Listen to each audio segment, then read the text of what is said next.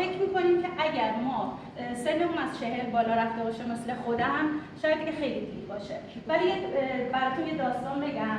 یه عقاب وقتی که از یه سنی میگذره دیگه اون منقارش کهنه میشه، در واقع خم میشه، در چنگالاش کلا کند میشه، دیگه نمیتونه شکار کنه، پرهاش زخیم میشه و خیلی اذیتش میکنه. حالا اینجا عقاب دو تا راه داره، یا اینکه وایسه بمیره یا اینکه تغییر کنه.